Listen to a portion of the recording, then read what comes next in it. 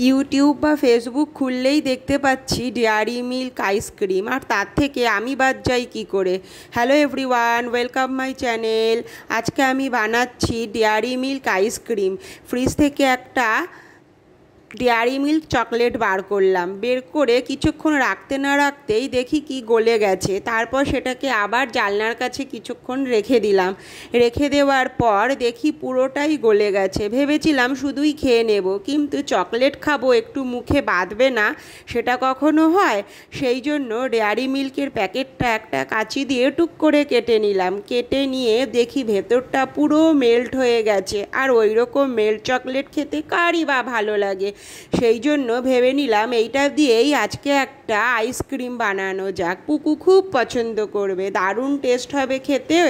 সেই জন্য আমি ডেয়ারি মিল্কের প্যাকেটটা পুরো কেটে নিলাম। দেখো পুরো ভেতরটা মেল্ট হয়ে গলে গেছে।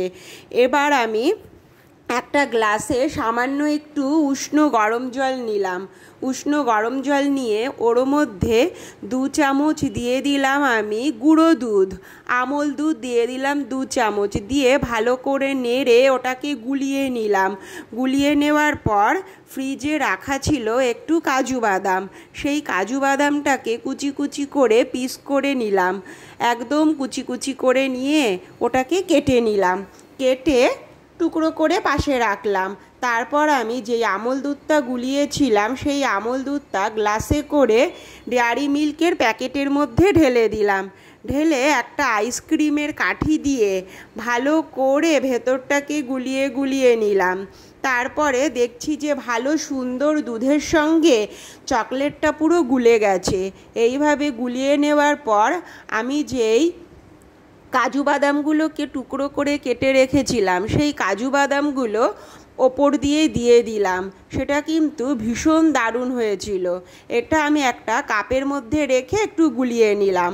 এটা এইভাবে আমার ফ্রিজে রাখতেও সুবিধা হবে। আমি এই কাজু বাদামের টুকরোগুলো এর মধ্যে দিয়ে দিলাম, দিয়ে কাঠিটাকে দিয়ে আবার একটু ভালো করে নাড়াচাড়া করে নিলাম। নাড়াচাড়া করে পুরো দুধ আর চকলেটের সঙ্গে ভালো করে মিশিয়ে নিলাম। মিশিয়ে এইভাবে কাপ শুদ্ধ আমি ডিপের মধ্যে ঢুকিয়ে দেব। যে কোনো আইসক্রিম বানানোর জন্য কিন্তু ডিপের ভেতরে যদি 6 থেকে 8 ঘন্টা রাখা যায় তাহলে আইসক্রিম জমে সহজেই কিন্তু তৈরি হয়ে যায়। এইভাবে আমি 6 ঘন্টার জন্য রেখে দিলাম। 6 ঘন্টা পর আমি আবার কাপ শুদ্ধ আইসক্রিমটাকে বের করে নিলাম। বের করে একটা কাঠি দিয়ে টুক করে কেটে আমি চকলেট থেকে আইসক্রিমটা বের করে নিলাম। পুরো রেডি হয়ে গেল কিন্তু আমার ডেয়ারি মিল্কের আইসক্রিম। খুব কম খরচে ঘরে থাকা জিনিস দিয়েই আমি সহজেই বানিয়ে নিতে পারলাম। সবাই কিন্তু তোমাদের বাচ্চাদেরকে এইভাবে বানিয়ে দিতে পারো, ওরাও খুশি হবে আর অনেক সহজেই ঘরে তৈরি করা যাবে। এইভাবে তৈরি হয়ে গেল আমার ডেয়ারি মিল্কের আইসক্রিম। বাচ্চাদের ডিম্যান্ড মেটানোর জন্য খুব সহজেই ঘরে থাকা জিনিস দিয়ে কিন্তু আমরা বানিয়ে নিতে পারি। আর এখন যা বাইরের টেম্পারেচার, তাতে বাইরে বেরানো আমাদের খুব কষ্ট। তাই ঘরে থাকা জিনিস দিয়েই সহজেই আইসক্রিম বানানো যায়। ডেয়ারি মিল্কের আইসক্রিম, ফুটির আইসক্রিম, এইভাবেই কিন্তু আমি বানিয়ে আমার বাচ্চাকে দিই। সকলে কিন্তু তোমরা এইভাবেই ট্রাই করতে পারো। যদি আমার ভিডিওটি ভালো লেগে থাকে লাইক, কমেন্ট, শেয়ার আর সাবস্ক্রাইব করো। টাটা।